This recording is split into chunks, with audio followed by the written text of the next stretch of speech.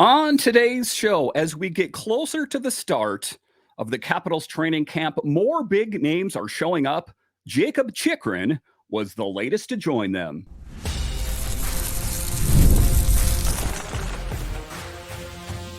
Your Locked On Capitals, your daily podcast on the Washington Capitals. Part of the Locked On Podcast Network. Your team every day. Well, hello and welcome into this edition of Locked On Capitals. I'm so glad you decided to join me today. As always, this podcast is free and available on all the major platforms, including the SiriusXM app and on YouTube. And I want to thank you for making this your first listen each and every day. My name is Dan Holme. I've covered the Capitals for the last 3 seasons for Locked On and various other outlets before that. I'm also the host of the weekly show called The Capitals Minutecast, available wherever you find your podcasts. You can find me on Twitter. It's at DanCaps218. You can find the show on Twitter. It's at Locked On Caps. And the best way that you can help grow the show is to subscribe to Locked On Capitals on YouTube and comment anything down below. Today's episode is brought to you by our friends at Game Time. Download the Game Time app, create an account, and use code LOCKEDONNHL for $20 off your first purchase. Terms apply. Download Game Time today. What time is it? Game time. So in this edition of Locked On Capitals, we talk about how more and more big names are showing up at Capitals camp at MedStar Ice Complex as we're getting closer and closer to the official start of the Capitals training camp, which is going to start around mid-September. And Jakob Chychrun, the big player that was picked up, the blue liner in the offseason, he is the latest to show up at MedStar Ice Complex. What's the latest with him? We'll talk about that a little bit later. We'll talk about how Alex Ovechkin is getting older, but yet he still has one of the strongest shots in all of the NHL. We'll talk about that. And then in the final segment, Pierrick, Dubé, and Antoine Keller are eligible to qualify at the Olympic qualifier. But just to get it going here, talking about Jakob Chychrun, he was that big name player that was acquired in the offseason from the Ottawa Senators. That was the big one, a really, really big one. If you take a look at what it took, it was a trade. And the trade was, well, it wasn't too substantial, was it? It was a deal that sent Jensen in some a draft pick up to the Ottawa Senators. In return, on paper, the Capitals have a really, really good upgrade on the blue line, a guy with an offensive flair. How much better will he be on the Capitals? That is the big question here, but that's the fun part, watching a lot of the video footage from MedStar Ice Complex, seeing more and more of the big players showing up. And it was great to see Jakob Chychrun, the newest member of the Washington Capitals, hit the ice for informal skates at MedStar Ice Complex on Tuesday. His presence added to the growing excitement ahead of the upcoming training camp, set to start in mid-September. Chychrun, 26 years old defenseman, appeared in great spirits as he joined his teammates for the informal workouts, including Dylan Strome, John Carlson, Pierre-Luc Dubois, and others, all gearing up for the new season. And some big names there. If you take a look at it, guys showing up early, that necessarily wouldn't have to show up early. Some veterans, a veteran-laden core there. You take a look at Chychrun, you take a look at Strome and John Carlson, Pierre-Luc Dubois. Those are guys that wouldn't necessarily need to be there to put in the extra work. That is just a good sign of their dedication to this team, to wanting to get better for themselves, of course, but also so the Capitals can hit the ground running in the first game to start the regular season. The offseason has been a period of intense preparation for Chychrun after attending an open skate in Sarnia, where he previously played junior hockey with the Sting. He has diligently focused on off-ice training to ensure he's in peak condition for the upcoming campaign. And that was a huge move. I remember being here hoping for a big move on July 1st. Who is it going to be? Who's the big name? Jakob Chychrun was that guy that showed that BMAC was coming out swinging and was serious about improving the Capitals' blue line. And this isn't the first time that the Capitals have been all in on Jakob Chychrun. Of course, we remember that before he even went to the Senators, that the Capitals were pursuing him as well. As it turns out, it didn't work out then, but now it appears to be a good upgrade. And I'm excited to see how this all materializes. Talking about trade and role expectations, the Capitals made a significant move by acquiring Chychrun from the Ottawa Senators in exchange for Nick Jensen on the opening day of free agency. This transaction was part of the team's larger efforts to revamp its roster with the aim of adding both defensive solidity and offensive contributions from the blue line.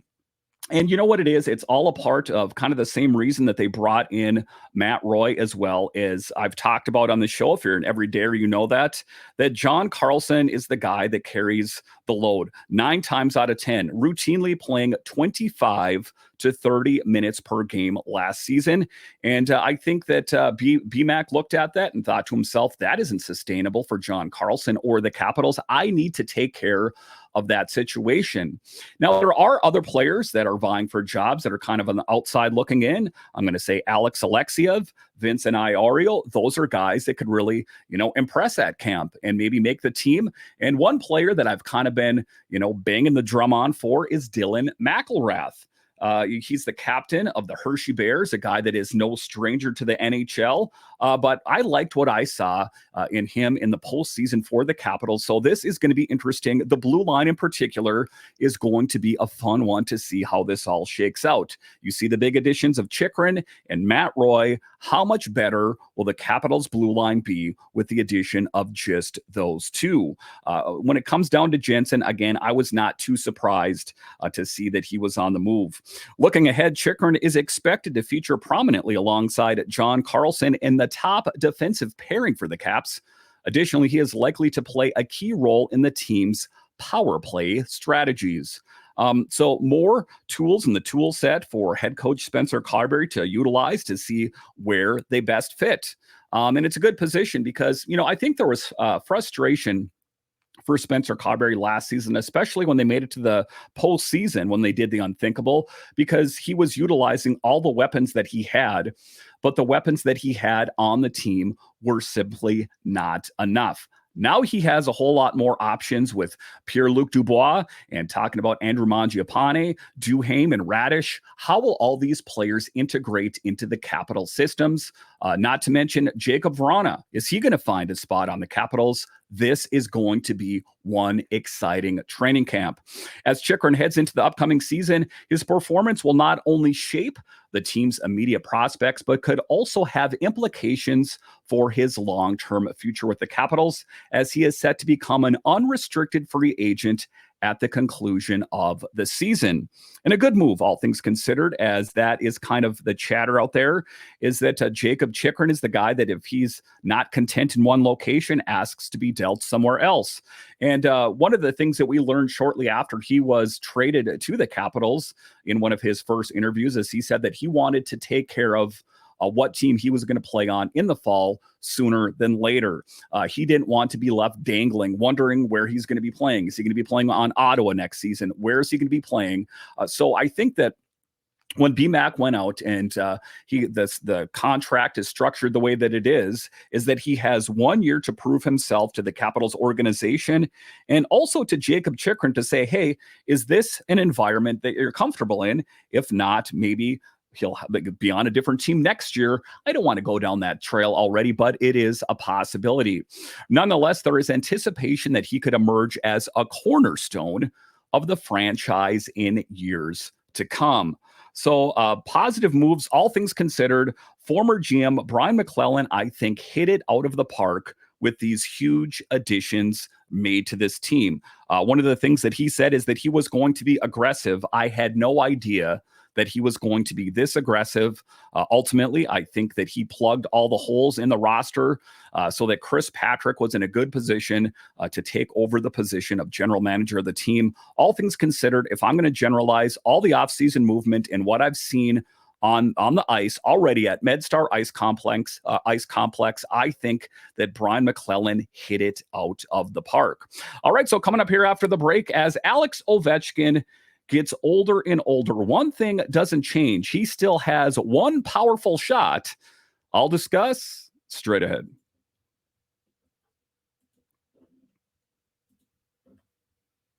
Game Time has a new feature called Game Time Picks that makes getting tickets for your favorite live events even easier. Game Time Picks filters out the fluff to show you incredible deals on great seats so you don't have to waste time searching through thousands of tickets. So it's a big thing coming up. Game Time's 50% off Labor Day offer that you could use that for Nationals tickets. So this is a good time to head on over to Game Time and kind of take the guesswork out of buying tickets. Oftentimes I'm frustrated because my favorite band or artist is coming to the area and I can't find tickets, or say I forgot to get tickets to the Nationals game. Well, Game Time takes all of the guesswork out of it. So do what I do and many others do by taking the guesswork out of buying tickets with Game Time. Download the Game Time app, create an account, and use code LOCKEDONNHL for $20 off your first purchase. Terms apply. Again, create an account and redeem code LOCKEDONNHL for $20 off. Download Game Time today. What time is it? Game Time.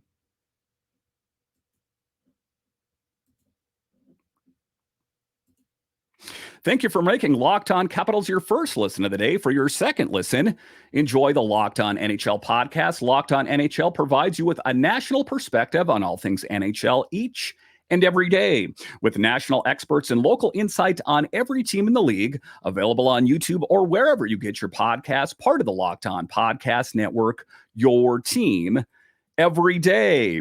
All right, welcome back into this edition of Locked On Capitals, part of the Locked On Podcast Network, your team every day. So next, let's talk about Alex Ovechkin.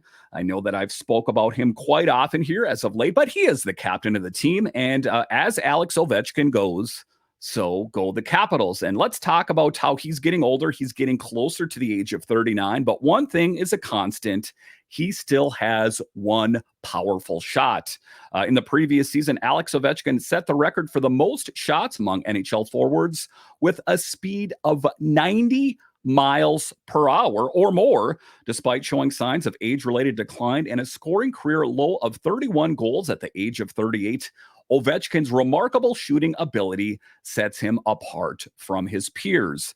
This was a piece I was reading in Russian Machine Never Breaks, but quite something. You take a look at how this guy is, getting older, and some people say he's washed. He got off to his slowest start in his entire career. But to end that season, having 9 goals at the All-Star break and to really kick those Jets in and end up with 31 goals, that kind of just exemplifies the kind of player that Ovi is, and to still have a shot with a speed of over 90 miles per hour, that is quite something. According to NHL's Edge tracking data for the 23-24 season, Ovechkin registered the highest number of shots with speeds exceeding 90 miles per hour among forwards. He surpassed the second place forward, a 26-year-old Tage Thompson, by an impressive 22 shots. These track shots included goals, save shots, missed shots, including those hitting the post and crossbar, and block shots. Remarkably, 11.2% of the 605 of Ovechkin's shots last season were recorded at 90 miles per hour or higher. So you take a look at it, was a slow start to his season, but he was getting a lot of shots. Maybe not always shots on goal, but getting in a lot of shots. And the shots he was getting in were in many cases at 90 miles per hour or higher. That is quite something. Taking into account all skaters, only Edmonton Oilers defenseman Evan Bouchard had more 90 mile per hour plus shots than Ovechkin with 112 shots. Additionally, Ovechkin had the 12th most 80-plus mile per hour shots among forwards, clocking in at 108 shots. The need for speed and to be able to deliver consecutively many times, That is quite something. His fastest recording shot last season was an impressive 98.40 miles per hour, with his overall average shot speed of 61.93. So despite the fact that he's edging, getting closer to 40, going to be 39 coming up here in September, he can still hit the puck with the best of them. Slap shots, he gets it done and gets a lot of shots in, just so more of them can find the back of the net next season. That would be key. The NHL also highlighted that Ovi is tied with Victor Hedman for the most 90 mile per hour plus shots since 21-22, with 240 shots to their name. So quite elite company. And oftentimes when we hear, Alex Ovechkin, when's he going to catch Gretzky? It's not just that. It's kind of the things, the stats that are kind of out in the weeds here a little bit, talking about a player that has a really fast shot at over 90 miles per hour oftentimes and gets in a lot of shots. Again, some things that I think are kind of lost in all the metrics. But Ovechkin continues to be impressive on different stages. Ovechkin's on-ice metrics, while Ovechkin's shooting prowess is exceptional, his other on-ice metrics show some room for improvement. His top skating speed of 21.69 miles per hour and total speed bursts of over 20 miles per hour were below the 50th percentile in the NHL. And I'm not going to argue with that metric. For one, it's not a good idea to argue with data, as usually the data is true. But I would say that if Alex Ovechkin has taken a dip anywhere, it's been just in that. Not as fast of a skater as he once was. Not too surprising, all things considered, as that's one of the things that's the perils of getting older. So to hear that he's not as quick as he once was, not too surprising, but still room for growth and something for him to work on. Additionally, he spent only 38.7% of his time at even strength in the offensive zone, placing him below the 50th percentile in that category as well. And one of the things that Spencer Carberry and his assistants have tried to do is to shake up the snow globe so that he's not always setting up from his office at the left dot and trying to score goals. It's a good, and when it works, it's very hard for netminders to stop. They'll tell you that, but it's been predictable. And one of the things that was very apparent in the playoffs is that players are double covering him sometimes. So they are prepared for what he's going to do. If you are outside of the Capitals bubble, some people say that Alex Ovechkin is a bit of a one-trick pony.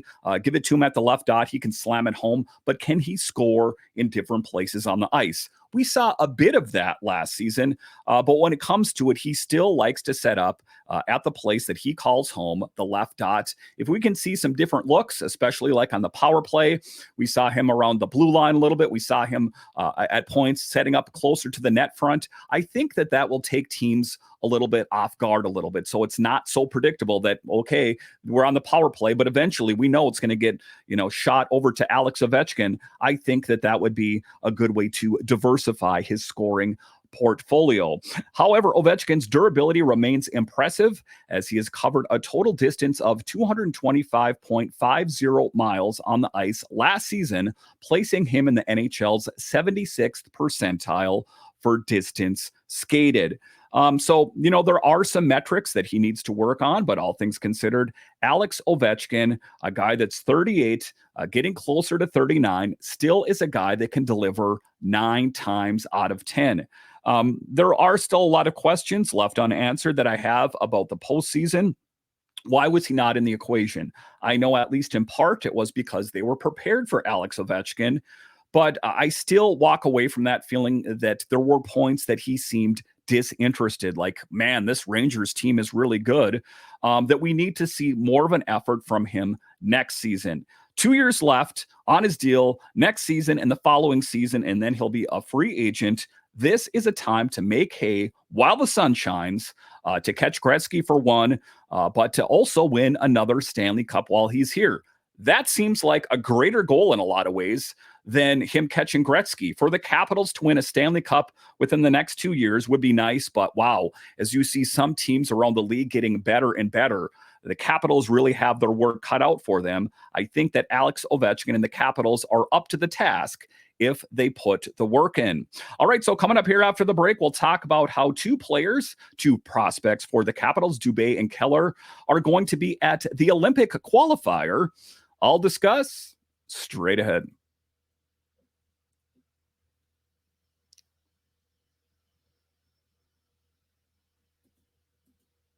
All right, welcome back into this edition of Locked On Capitals, part of the Locked On Podcast Network, your team every day. So two prospects for the Capitals are set to take place in the Olympic qualifier.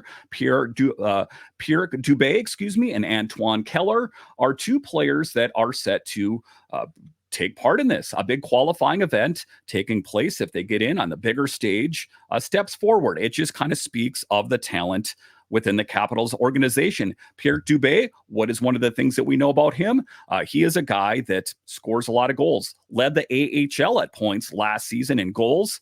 So I think that this is a good way for him to work on his game. I think that he is also a player that is going to be on the Capitals in the future. I think that if he really stands out, potentially, maybe it's kind of an outside possibility that he could crack the roster. Where he fits in, Lord only knows, but I think it's going to be his time sooner or later. And to get this extra work in, to get more reps on the ice can only help him out. And Antoine Keller, we know that he is one of the goalies in the jam-packed Capitals goalie pipeline that is looking for a job in the NHL at some point. Again, I don't think he figures into the Capitals' media plans is there are goalies that stand in his way. But all things considered, good news for the Capitals organization.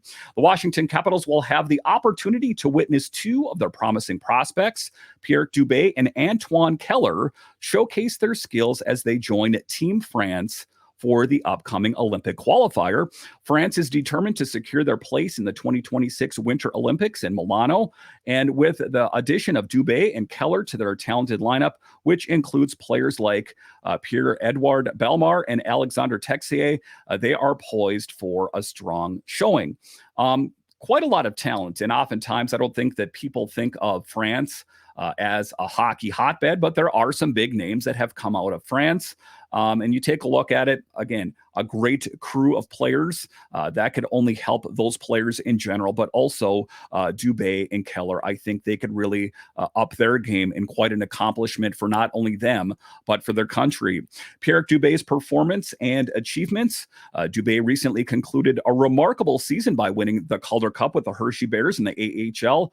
After signing his entry-level contract with Washington, he exhibited impressive performance throughout the season, recording 28 goals and 20 assists in 66 regular season games.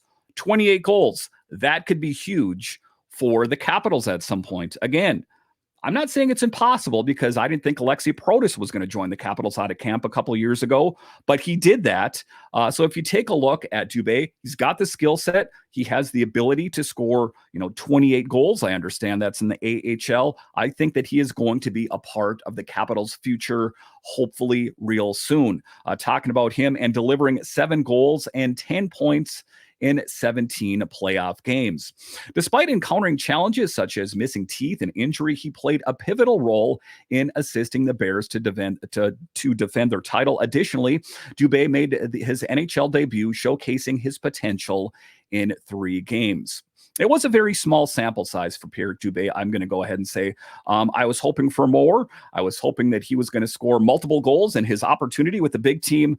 But all things considered, I want to see more from him. And I definitely think that he'll get his opportunity with the big team, the Capitals, next season. There's always things to account for, injury, those kind of things that we know are always inevitable. Let's talk next about Antoine Keller's performance in North American hockey. On the other hand, Keller, selected by DC in the 7th round of the 2023 NHL draft, completed his inaugural season in North American hockey with the QMJHL's Broadhurst Titan. During his 37 regular season games, Keller achieved a record of 17, 12, and 2, along with a notable .897 save percentage. He continued his impressive performance in the playoffs, attaining a 4-2-1 record with a .925 save percentage. A great goalie. Again, we know that there are goalies standing in his way. Will he ever find his role with the Capitals? Possibly, or another possibility is the Capitals could view him as an asset and move him at some point. French team's participation in that Olympic qualifier, the French team will take part in the Group E final ice hockey qualification in Latvia from August 29 onwards, competing against Latvia, Slovenia, Ukraine for a coveted spot in the Olympics. Meanwhile, Martin Feravari, another Capitals representative, will participate in the Group F Olympic qualifier in Bratislava, Slovakia. However, his involvement is uncertain due to health issues leading up to the NHL regular season. Again, what we want from Martin Feravari is that, he plays a huge role on the Capitals blue line as well. We want him full go for the first game of the season. And oftentimes this is what I talk about on the show is these players that take part in these world championships, these celebrity games, these Olympic qualifiers, those kind of things, is that injury. Those are the things that are always a bit worrisome for me. We saw that scare from Rasmus Sandin last summer that we thought that he could be missing some time. So I understand why they want to do it in a lot of ways. They want to work with their country to contribute to the countries that they come from. And Alex Ovechkin sometimes wanting to take part in these celebrity matches or also playing for Russia. But it comes with a risk. It comes with a risk for the team that's cutting your check. So that's oftentimes why I have a difficult feeling, or, I'm sometimes opposed to these players playing in these, what I'm going to say, extracurricular activities. I understand it's an Olympic qualifier, don't get me wrong, but it's still, as a Capitals fan, something that concerns me. Listen, once again, I want to thank you for joining me on this edition of Locked On Capitals and making it your first listen of the day.